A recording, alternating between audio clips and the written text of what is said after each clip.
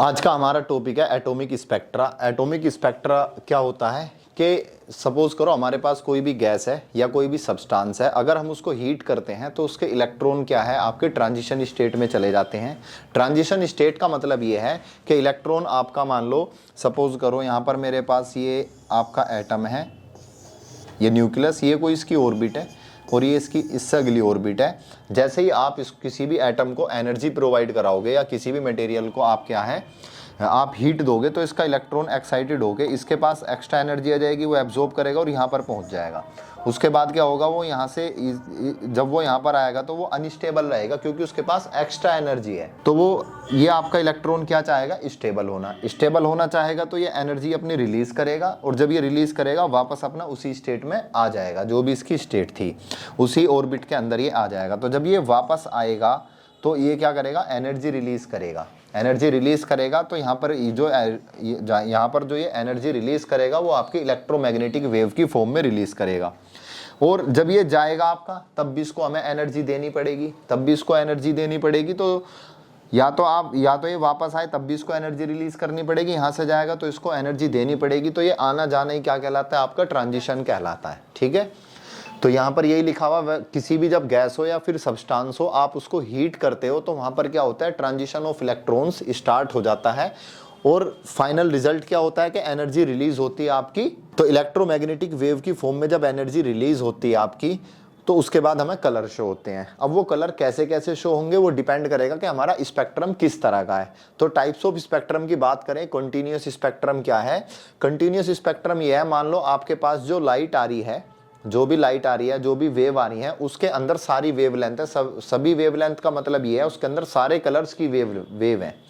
जैसे सपोज करो सनलाइट है मेरे पास, सनलाइट है और मैंने सामने प्रिज्म रख दिया, वो सनलाइट वहां से पार होगी और वहां पर क्या होगा, मेरा विबग्योर के हिसाब से पूरा का पूरा मुझे वहां स्पेक्ट्रम बन जाएगा। तो जब मेरा वहाँ वो स्पेक्ट्रम बन रहा है सनलाइट से या कोई वाइट लाइट है आपकी, तो वहाँ पर मुझे सारे कलर शो हो रहे हैं। ऐसा नहीं है कोई सा भी कलर शो ना हो रहा हो। उसकी वजह यह है क्योंकि वहाँ पर क्या है, मेरे पास सभी वेवलेंथ है और सभी वेवलेंथ है तो मेरे पास वहाँ पर सभी कलर्स होंगे। तो वहाँ पर मुझे कलर्स सारे दिखाई देंगे और उन कलर्स के बीच में कोई भी गैप नहीं होगा। ठीक है, तो इस तरह के स्पेक्ट्रम को क्या कहते हैं, हम कंटीन्यूअस स्पेक्ट्रम कहते हैं। दूसरा होता है मेरा लाइन स्पेक्ट्रम। लाइन स्पेक्ट्रम के अंदर क्या, मेरी सारी वेवलेंथ नहीं होती, कुछ स्पेसिफिक वेवलेंथ होती हैं और जिस स्पेसिफिक वेवलेंथ होगी वही मुझे वहां पर नजर आएगी। रेड कलर वाली होगी तो रेड नजर आएगी, येलो वाली होगी तो येलो नजर आएगी। तो लाइन स्पेक्ट्रम क्या है हमारा, लाइन स्पेक्ट्रम उसको कहते हैं जिसके अंदर स्पेसिफिक वेवलेंथ होती हैं, सारी वेवलेंथ नहीं होती। और जो ये वेवलेंथ है वो सेपरेट लाइंस दिखाती हैं मुझे। क्या दिखाती हैं, सेपरेट लाइंस दिखाती हैं, कोई भी कंटीन्यूअस बैंड नहीं दिखाती। जैसे कंटीन्यूअस के अंदर मुझे एक बैंड दिख रहे थे, रेड ग्रीन येलो, इस तरह से ऐसे इसके अंदर नहीं दिखेंगे। और लाइन स्पेक्ट्रम का जो एग्जांपल है वो हमारा हाइड्रोजन लाइन स्पेक्ट्रम। अब इसको हम थोड़ा सा डिटेल में और देख लेते हैं तो डायग्राम के थ्रू हमें और भी समझ में ज़्यादा अच्छे से आ जाएगा। कंटीन्यूअस स्पेक्ट्रम ये आपके सामने है, यहाँ से लाइट आई प्रिज्म से पास हुई तो इसके पास क्या है, सारी वेवलेंथ है, तो मुझे सारे कलर्स क्या यहाँ पर नजर आ रहे हैं, अलग अलग बैंड मुझे नजर आ रहे हैं और इन बैंड के बीच में कोई भी मेरा गैप नहीं है। तो इस तरह के स्पेक्ट्रम को कंटीन्यूअस स्पेक्ट्रम कहा जाता है। अगर मैं बात करूं लाइन स्पेक्ट्रम की, तो लाइन स्पेक्ट्रम मेरा दो तरह का होता है, एक एमिशन और एक एब्जॉर्प्शन। एमिशन क्या है, जब मेरा इलेक्ट्रॉन अपर स्टेट में है, वो जब लोअर स्टेट में आएगा तो एनर्जी रिलीज करेगा तो उस टाइम पे जो कलर शो करेगा, उस वहां पर जो स्पेक्ट्रम बनेगा उसको कहते हैं एमिशन लाइन स्पेक्ट्रम। और जब मेरा मान लो कोई भी इलेक्ट्रॉन अगर मेरा ग्राउंड स्टेट में है, यानी कि जो ग्राउंड स्टेट से वो एक्साइटेड स्टेट में जाना चाह रहा है, तो उसको एनर्जी देनी पड़ेगी, वो एनर्जी एब्जॉर्ब करेगा तो यहाँ पर जो हमारा स्पेक्ट्रम बनेगा एब्जॉर्प्शन लाइन स्पेक्ट्रम, ये हमारा बनेगा। अब इसको देख लेते हैं कैसे कैसे हमारे यहाँ पर बने। सबसे पहले यहाँ से लाइट आ रही है तो उसके अंदर सारी वेवलेंथ है, आपकी सारी वेवलेंथ है, तो प्रिज्म से पास हुई, मुझे स्पेक्ट्रम नजर आ गया, सभी कलर्स का स्पेक्ट्रम मुझे यहाँ पर दिख गया। अब यहाँ पर मैंने क्या करा, एक मटेरियल लिया कोई भी, उसको मैंने गैस या मान लो एक गैस ले ली और उसको हीट कर दिया। तो हॉट गैस है मेरे पास ये, मैंने इसको क्या करा, प्रिज्म से पास करा दिया। जब मैंने इस गैस को गर्म करा तो ऐसा नहीं है कि इसके अंदर से मेरी सारी ही वेव निकल के जाएंगी हर कलर्स की, कुछ स्पेसिफिक वेव मेरी जाएंगी। स्पेसिफिक वेव का मतलब ये है, मान लो जो भी ये जो इसका एटम होगा, गैस के अंदर कोई मॉलिक्यूल है बहुत सारे, वह मॉलिक्यूल किससे बने, आपके एटम से बने हैं। अब मैं एक स्पेसिफिक एटम की अगर बात करूं तो उस एटम से जब मैं इसको हीट करूंगा, जो इलेक्ट्रॉन है मेरा, तो ऐसा नहीं है कि इसके अंदर जितने भी मेरे मॉलिक्यूल हैं हर किसी के सभी इलेक्ट्रॉन्स क्या है मेरे एक्साइटेड स्टेट में पहुंच जाएंगे। कुछ जाएंगे कुछ नहीं जाएंगे, वो डिपेंड करेगा कि मैं इसको कितना हीट कर रहा हूं यहाँ पर। तो जैसे ही मैंने इसको यहाँ पर हीट करा तो मेरी कुछ वेवलेंथ जो है यहाँ से, इससे कुछ वेव मेरी पास हो गई, किससे, प्रिज्म से। जब प्रिज्म से पास हो गई तो मुझे जब स्पेसिफिक वेव आई मेरी और उनकी वेवलेंथ भी स्पेसिफिक है, तो मुझे यहाँ पर बस कुछ चुनिंदा कलर ही नजर आए। जैसे सपोज करो मुझे वेवलेंथ आ रही थी यहाँ से रेड कलर की, तो मुझे यहाँ पर रेड कलर दिख गया। उसके बाद और इस कलर की कोई वेवलेंथ नहीं मिली मुझे। उसके बाद मुझे येलो कलर की वेवलेंथ दिखी, तो यहाँ पर मुझे स्क्रीन पे इस पे येलो कलर दिख गया। तो मेरी जो स्क्रीन है जहां पे मैं स्पेक्ट्रम को ऑब्जर्व कर रहा हूं, ये मेरी डार्क कलर की है। कैसी है, डार्क कलर की। क्यों, क्योंकि यहां से जो वेवलेंथ आएंगी उनके कोई ना कोई ब्राइट कलर होंगे, जिससे मुझे वो इसके ऊपर जो है ये ब्राइट लाइन इजीली विजिबल हो जाए। अब बात करते हैं हमारे एब्जॉर्प्शन वाले की। एब्जॉर्प्शन के अंदर क्या होता है, मेरा ये एनर्जी को एब्जॉर्ब करेगा। तो यहां से मेरे लाइट आ रही है, ये जो बल्ब जला हुआ यहाँ से लाइट आ रही है। अब इस लाइट के अंदर क्या होगा, मेरी सारी वेवलेंथ होंगी। अब मेरी सारी वेवलेंथ होंगी, अब आगे मैंने कोल्ड गैस रख दी, यहाँ पर हॉट गैस थी। तो हॉट गैस से क्या होता, कुछ वेवलेंथ निकल रही थी, लेकिन कोल्ड गैस क्या करेगी, कुछ एनर्जी को अपने अंदर एब्जॉर्ब करेगी, तो कुछ वेवलेंथ ही यहीं रुक जाएंगी। बाकी जो वेवलेंथ बचेंगी वो सारी की सारी जो है मेरी कहां से, प्रिज्म से पास हुई। अब जब प्रिज्म से पास हुई तो यहाँ पर वैसे तो अगर सारी वेवलेंथ आती है यहाँ पर तो मुझे बिल्कुल कंटिन्यूअस ऐसा स्पेक्ट्रम बनता, लेकिन बीच बीच में कुछ वेव मेरी रुक गई। जब मेरी वेव रुक गई तो मुझे क्या हुआ, कुछ जगह जगह वहां पर डार्क लाइन नजर आई। क्यों नजर आई, क्योंकि यहाँ पर क्या हुआ, मेरी ये वेवलेंथ यहाँ तक नहीं पहुंची प्रिज्म तक, तो उस वजह से मुझे यहां पर क्या हुआ है, डार्क लाइन नजर आई। तो यहां पर मुझे डार्क लाइन मुझे पता है नजर आएंगी, तो मुझे बैकग्राउंड कैसा लेना पड़ा, यहां पर ब्राइट बैकग्राउंड। तो यही था मेरा लाइन स्पेक्ट्रम। लाइन स्पेक्ट्रम दो तरह का होता है, एमिशन लाइन स्पेक्ट्रम और एब्जॉर्प्शन लाइन स्पेक्ट्रम। तो एमिशन के अंदर क्या होता है, ब्राइट लाइन बनती है आपकी डार्क बैकग्राउंड पर, और एब्जॉर्प्शन के अंदर क्या होता है, डार्क लाइन होती है आपकी कहां पर, ब्राइट बैकग्राउंड पर। ठीक है, तो ये था मेरा स्पेक्ट्रा। अब मैं जो है यहाँ पर, अब हम डिटेल में पढ़ेंगे हाइड्रोजन के स्पेक्ट्रम के बारे में, और उसका एनर्जी लेवल डायग्राम भी देखेंगे, क्योंकि जो हमारा इसका एग्जाम्पल है लाइन स्पेक्ट्रम का, हाइड्रोजन लाइन स्पेक्ट्रम, इसको थोड़ा सा डिटेल में पढ़ना है क्योंकि एग्जाम में ये पूछा जाता है। अब स्टार्ट करते हैं spectral series of hydrogen atom. तो हाइड्रोजन एटम का हम स्पेक्ट्रल सीरीज पढ़ते हैं। इसके अंदर क्या है हमारा, जब हमारा इलेक्ट्रॉन जंप करता है एक ऑर्बिट से दूसरी ऑर्बिट में, यानी कि आउटर ऑर्बिट से इनर ऑर्बिट में आता है, तो वो कुछ एनर्जी एमिट करता है, एनर्जी रिलीज करता है। एनर्जी रिलीज करता है तो वहां पर वो कुछ अपना जो है कलर शो करता है, उसी को क्या कहते हैं हम, स्पेक्ट्रम कहते हैं। अब ये कितना कितना हमारा कलर शो करेगा वो देखते हैं। देखो जरा ध्यान से, जब वो आउटर ऑर्बिट से, मान लो सपोज करो ये हमारा न्यूक्लियस है, इलेक्ट्रॉन यहां से यहां पर है, ये एनर्जी लेवल 1 हो गया, ये आउटर एनर्जी लेवल 2 है। अब यहां से मेरा इलेक्ट्रॉन वापसी आ रहा है, तो जब ये वापसी आएगा तो मुझे कितनी एनर्जी यहाँ पर ये मिलेगी एच म्यू। कितनी मिलेगी एनर्जी, तो मैं एनर्जी दोनों का डिफरेंस ले लूंगा, उससे मुझे पता चल जाएगा कितनी एनर्जी ये रिलीज करने वाला है। सपोज करो जैसे पहले थी इसके पास 2 इलेक्ट्रॉन वोल्ट, और जब यहाँ पहुंचा है तो इसको 5 इलेक्ट्रॉन वोल्ट, तो ये जब ये वापस आएगा तो 3 इलेक्ट्रॉन वोल्ट ये रिलीज करेगा। तो 3 इलेक्ट्रॉन वोल्ट क्या होगी मेरी, एच म्यू, वो क्या होगी एनर्जी। मुझे कैसे पता चला, ये फाइनल में से इनिशियल को मैंने माइनस कर दिया जो भी उसकी एनर्जी थी। तो एनर्जी कितनी है मेरी, H mu equal to E2 minus E1, Bohr का पोस्टुलेट था जो लास्ट वाला था, हमने देखा था। अब मुझे एनर्जी का फॉर्मूला पता होना चाहिए। एनर्जी का formula -2π² mk² z² e⁴ upon में n² इंटू में h²। अब यहां पर देखो h फ्रीक्वेंसी को क्या लिख सकता हूं मैं, c/λ, क्योंकि मुझे वेवलेंथ निकालनी है। अब मुझे एनर्जी का फॉर्मूला लिखता हूं मैं E2 की टर्म्स में, तो ये फॉर्मूला होगा -2π² mk² z² और e⁴ और अपॉन में क्या आएगा n² h²। अब ये E2 है तो यहां पर हो जाएगा n2 का स्क्वायर इंटू में h²। अब मैं यहां पर ये आगे E1 लिखूंगा और E1 की वैल्यू क्या होगी, जब यहाँ मैं माइनस लगाऊंगा, इस फॉर्मूले में माइनस है तो माइनस माइनस क्या हो जाएगा, प्लस हो जाएगा, और बाकी सारी वैल्यूज आ जाएंगी 2 पाई स्क्वायर एम के square Z E square e की पावर 4 अपॉन में n1 का स्क्वायर h स्क्वायर। अब यहां से मेरे पास क्या क्या कॉमन आ रहा है मैं वो देख लेता हूं। देखो अब यहां से मेरे पास क्या क्या कॉमन आएगा, सारी चीजें कॉमन, ऊपर जो है सब कुछ कॉमन आ रहा है, दोनों में सेम सेम है, नीचे h स्क्वायर कॉमन आ रहा है, यहाँ n2 का स्क्वायर बचेगा और यहाँ n1 का स्क्वायर बचेगा। तो कुल मिलाकर मेरे पास जो कॉमन आया है 2 पाई स्क्वायर m के स्क्वायर जेड स्क्वायर ई की पावर 4 अपॉन में h स्क्वायर, और जो मेरे पास बचा है यहाँ बचेगा 1 अपॉन एन का स्क्वायर, यहाँ बचेगा minus 1 upon n two square. तो मैं प्लस वाला पहले लिख लेता हूँ 1 अपॉन एन 1 का स्क्वायर और माइनस वाला बाद में लिख लेता हूँ, इससे कोई दिक्कत कोई प्रॉब्लम।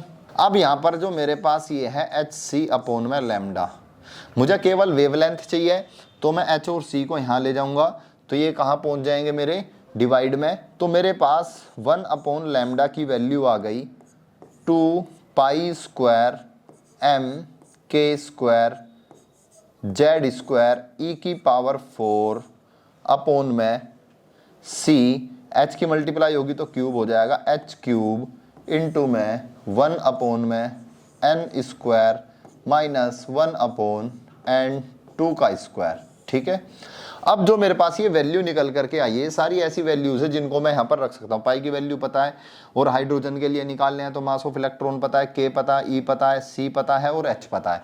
अगर इन सब की वैल्यूज मैं यहाँ पर रख दूँ, अगर इन सब की वैल्यूज में रख दूँ तो क्या होगा, अगर इन सब की वैल्यूज रख दूँ यहाँ पर मैं, तो देखो क्या होगा, यहाँ पर ये जो सारी वैल्यूज हैं इसको हम क्या कहते हैं, रिडबर्ग कांस्टेंट भी कहते हैं। हम क्या कहते हैं इनको, रिडबर्ग कांस्टेंट भी कहते हैं। किस किस को, 2 पाई स्क्वायर एम के स्क्वायर ई की पावर 4 अपॉन में c h cube is equal to R, this is called Rydberg constant, Rydberg constant. ठीक है, अब कांस्टेंट है तो इनको सोल्व करके कुछ ना कुछ वैल्यू भी आती है इसकी, 1.097 इंटू 10 की पावर 7 पर मीटर, क्योंकि वेवलेंथ का वो है ये, तो पर मीटर क्या आ जाएगी आपके रिडबर्ग कांस्टेंट की ये वैल्यू। तो मैं अगर ये वैल्यूज यहाँ पर पुट करता हूँ तो मेरे पास फॉर्मूला बन के आता है आर जेड स्क्वायर इंटू में 1 upon N square minus 1 upon N 2 का स्क्वायर। अगर मैं हाइड्रोजन के लिए ही बात करूं एग्जैक्ट, तो हाइड्रोजन के लिए फॉर हाइड्रोजन जेड की वैल्यू 1, किसके लिए, फॉर हाइड्रोजन, तो मेरे पास फॉर्मूला आ जाएगा क्या, 1 upon lambda equal to R 1 upon n का स्क्वायर माइनस 1 अपॉन एन 2 का स्क्वायर। ठीक है, तो ये वेवलेंथ निकालने का मेरा फॉर्मूला है जब इलेक्ट्रॉन मेरा ट्रांजिशन स्टेट में होगा। तो इसके बाद जो है अब हम देखते हैं कैसे कैसे हमारे इलेक्ट्रॉन एक्साइटेड स्टेट से आते हैं, क्या क्या होता है। सपोज करो मेरे पास ये ग्राउंड लेवल है, तो अब मेरे मान लो इन्फिनिटी से कोई इलेक्ट्रॉन आ रहे हैं, अब वो जो आएंगे सारे के सारे जो n इक्वल टू 1 पे आएंगे, ग्राउंड स्टेट पर जो आएंगे, तो इसको बोलूंगा मैं लाइमन सीरीज। क्या बोलूंगा इसको, लाइमन सीरीज। अगर मान लो सपोज करो मेरे जो इलेक्ट्रॉन आ रहे हैं वो दूसरी वाली यहाँ पर n इक्वल टू 2 पर आ रहे हैं, यहाँ से इलेक्ट्रॉन आया मेरा, उसके बाद यहाँ से भी आएगा, फिर यहाँ से भी आएगा, फिर यहाँ से भी आएगा और यहाँ से भी आएगा। ठीक है, इसको कहते हैं हम बाल्मर सीरीज। क्या कहते हैं इसको, बाल्मर सीरीज। सपोज करो मेरा इलेक्ट्रॉन जो है यहाँ से आ रहा है, कहाँ पर, अब के इस वाली स्टेट में आएगा n इक्वल टू 3 पर, फिर यहाँ से भी आया, यहाँ से भी आया और ये यहाँ से भी आया। इसको मैं बोलूँगा, क्या बोलूँगा, पाश्चन सीरीज। जब आपके जो इलेक्ट्रॉन आ रहा है वो इन्फिनिटी से आ रहा हो, कहीं से भी आ रहा हो, अगर वो थर्ड स्टेट में आ रहा है, n इक्वल टू 3 पर आ रहा है, तो उसको कहेंगे पाश्चन सीरीज। अगर मेरा n इक्वल टू 2 पर आ रहा है तो बाल्मर सीरीज, और n इक्वल टू 1 पे आ रहा है तो लाइमन सीरीज। ठीक है, अब इसके बाद अगर मान लो मेरा वो n इक्वल टू 4 पे आ रहा है, किस पे आ रहा है, n इक्वल टू 4 पर वो आ रहा है, तो उसको क्या बोलेंगे, तो n इक्वल टू 4 पे अब के यहाँ पर इलेक्ट्रॉन ये यहाँ आया और ये मेरा यहां से आया, ठीक है। तो इसको मैं क्या बोलूंगा, इसको क्या बोलूंगा मैं, ब्रैकेट सीरीज। और अगर सपोज करो मेरा इलेक्ट्रॉन अब के यहां से आया और फिर ये यहां से आया, इसको बोलूंगा मैं पी फंड सीरीज। क्या बोलूंगा, पी फंड सीरीज। तो ये कुछ सीरीज के आपको नाम याद रखने हैं, इनके ऊपर क्वेश्चंस आएंगे। जब क्वेश्चंस आएंगे तो सपोज करो मुझसे कहा गया है कि आपका जो है इलेक्ट्रॉन इन्फिनिटी से आ रहा है और कहां पर आया, आपका बाल्मर सीरीज पे आया है।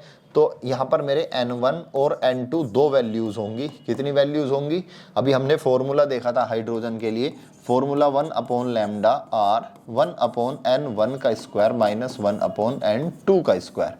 तो जब ये इन्फिनिटी से आ रहा है तो N2 की वैल्यू इन्फिनिटी और N1 की बाल्मर सीरीज में आ रहा है तो N1 की वैल्यू क्या हो जाएगी मेरी 2, रख देंगे, सोल्व कर देंगे। इस तरह से इसके अंदर क्वेश्चन आपके पूछे जाते हैं। अब आपको देखो इनमें थोड़ा ये आपको याद रखना है, जैसे ग्राउंड लेवल पर हाइड्रोजन के लिए आयोनाइजेशन एनर्जी, उसकी जो एनर्जी होती है कितनी होती है, -13.6। अब आपको ग्राउंड स्टेट से किसी इलेक्ट्रॉन को बाहर निकालना है, उसको कहते हैं हम आयोनाइजेशन एनर्जी, उसको भी अभी हम आगे देखते हैं। अब थोड़ा सा अगला टॉपिक है हमारा, डी ब्रोगली ने बोर का जो सेकंड पोस्टुलेट था क्वांटाइजेशन का, उसको एक्सप्लेन किया था। अब उसमें क्या था, बोर ने ये कहा था कि इलेक्ट्रॉन हमारा चारों तरफ चक्कर लगाता है, वो स्टेशनरी ऑर्बिट होती है, और जिस ऑर्बिट में वो चक्कर लगाएगा उसका जो एंगुलर मोमेंटम होता है वो mvr = nh/2π के बराबर होता है। ये था मेरा बोर का पोस्टुलेट। अब मुझे इस बात को प्रूफ करके दिखाना है। अब आए डी ब्रोगली ने ये कहा कि मेरे पास जो इलेक्ट्रॉन है ये जो घूम रहा है यहाँ पर न्यूक्लियस के बाहर, ये जो यहाँ घूम रहा है ये वेव की फॉर्म में घूम रहा है। कैसे, इस तरह से ये वेव की फॉर्म में ये घूम रहा है। कैसे घूम रहा है, वेव की फॉर्म में ये घूम रहा है, ठीक है। तो ये वेव की फॉर्म में घूम रहा है, ऐसी बहुत सारी वेव बन रही है हमारी। अब जब ये वेव की फॉर्म में यहां पर घूम रहा है तो इस वेव को जो कहेंगे स्टैंडिंग वेव कहेंगे। क्या कहेंगे, स्टैंडिंग वेव कहेंगे। अब स्टैंडिंग वेव बनने की भी कंडीशन ये है कि स्टैंडिंग वेव तब होगी जब आपका जो इसका ये सरकमफ्रेंस है, क्या है, सरकमफ्रेंस है, वो n λ के इक्वल होगा। अब ये लैम्डा क्या है, मान लो यहां से लेकर के यहां तक की जो ये डिस्टेंस है ये क्या होगी मेरी लैम्डा होगी। क्या होगी, क्योंकि देखो यहां से मेरा ये ऐसे एक जो है इसका एक कंप्लीट हुआ, यहां से इसका जब एक इसका चक्कर ये पूरा यहां से कंप्लीट हुआ, उसी को क्या कहते हैं, आपकी वेवलेंथ कहते हैं, जो भी डिस्टेंस कवर करी है। तो ये जो होगा मेरा हमेशा n लैम्डा के मल्टीपल होगा। ये कंडीशन है, कंडीशन फॉर स्टैंडिंग वेव। जो सरकमफ्रेंस होगी वो किसके बराबर होगी, n लैम्डा के। अब मुझे इस बात से ये बात प्रूफ करनी है। अब मैं कैसे करूंगा वो देख लो। मुझे डी ब्रोगली की हाइपोथेसिस भी पता है। डी ब्रोगली की हाइपोथेसिस क्या है वो मैं आपको दिखा देता हूं। डी ब्रोगली ने कहा था लैम्डा = h/p। क्या कहा था, लैम्डा = h/p। डी ब्रोगली ने क्या बताया था, डी ब्रोगली ने कहा था हमसे लैम्डा = h/p और p की वैल्यू रख दूं तो क्या आ जाएगा मेरे पास, mv। यानी कि लैम्डा की वैल्यू में क्या रख सकता हूं यहाँ पर, h/, में mv रख सकता हूं। अब ये मेरा mv जाएगा यहाँ मल्टीप्लाई में और 2π आ जाएगा नीचे। तो मैंने r × में mv ऊपर ले गया और यहाँ पर मेरा nh बचा अपॉन में 2π। कुल मिला के ये हो गया मेरा mvr = nh/, में 2π। यही मुझे क्या करना था, प्रूफ करना था। यही मेरा बोर का सेकंड पोस्टुलेट था जो क्वांटाइजेशन का था, ठीक है। तो ये क्या मेरा बोर का सेकंड पोस्टुलेट जो मुझे प्रूफ करना था। ये डायग्राम है, ये r रेडियस है, यहाँ पर मेरा इलेक्ट्रॉन चक्कर लगा रहा था, ठीक है। और ये इलेक्ट्रॉन कैसे बिहेव कर रहा है, वेव की तरह। जो वेव है उसको स्टैंडिंग वेव कहा जाता है, ठीक है। अब इसके बाद आगे देख लेते हैं हम। छोटे छोटे से ये दो हैं, एक्साइटेशन एनर्जी। जब मेरा इलेक्ट्रॉन ग्राउंड लेवल से किसी और स्टेट में जाके एक्साइटेड होके जा रहा है तो उसके पास हमें एनर्जी देनी पड़ेगी, ठीक है। क्या करना पड़ेगा हमें, एनर्जी रिक्वायर जो होती है किसी ग्राउंड स्टेट से एक्साइटेड स्टेट में जाने के लिए इलेक्ट्रॉन को, तो उस एनर्जी को एक्साइटेशन एनर्जी कहा जाता है। आयोनाइजेशन एनर्जी क्या है, आयोनाइजेशन एनर्जी क्या है कि मुझे मान लो ग्राउंड स्टेट में कोई इलेक्ट्रॉन है, उसको निकालने के लिए जो मिनिमम एनर्जी चाहिए उसको क्या कहते हैं, आयोनाइजेशन एनर्जी कहते हैं। जितना बड़ा हमारा मान लो कोई एटम होगा उसकी आयोनाइजेशन एनर्जी उतनी ही कम होगी, जितना छोटा होगा उतनी उसकी आयोनाइजेशन एनर्जी ज़्यादा होगी। ऐसा इसलिए, मान लो मेरे पास न्यूक्लियस है, अब इलेक्ट्रॉन ज़्यादा न्यूक्लियस के पास है तो इलेक्ट्रोस्टैटिक फोर्स लगेगा, इसको ज़्यादा वो अपने पास मतलब अट्रैक्ट करके रखेगा, तो मुझे ज़्यादा इस इलेक्ट्रॉन को निकालने के लिए ज़्यादा एनर्जी देनी पड़ेगी, तो उस एनर्जी को आयोनाइजेशन एनर्जी कहेंगे। और अगर मेरा ये एटम थोड़ा सा बड़ा है तो इलेक्ट्रॉन के और न्यूक्लियस के बीच में ज़्यादा डिस्टेंस है, यहाँ पर मुझे एनर्जी कम देनी पड़ेगी। इलेक्ट्रॉन निकालने के लिए जो मिनिमम एनर्जी देनी पड़ती है उसी को क्या कहते हैं हम, आयोनाइजेशन एनर्जी कहते हैं। तो आयोनाइजेशन एनर्जी ग्राउंड स्टेट में क्या होती है, हाइड्रोजन के लिए 13.6 इलेक्ट्रॉन वोल्ट, इतनी एनर्जी दोगे तो आप इलेक्ट्रॉन को उसको निकाल सकते हो। तो यहाँ पर हो चुका है हमारा ये चैप्टर कंप्लीट। और आपको कौन कौन से चैप्टर के वीडियोस चाहिए एक बार कमेंट सेक्शन में जरूर बताइएगा, वो भी हम आपके लिए लेकर के आएंगे। अगर आपको हमारी वीडियोस हेल्पफुल लग रही हैं तो चैनल को सब्सक्राइब करना और अपने दोस्तों साथ, जो भी आपके ग्रुप में और बच्चे पढ़ रहे हैं उनके साथ ज़्यादा से ज़्यादा इसको शेयर करना। Thank you so much and good bye.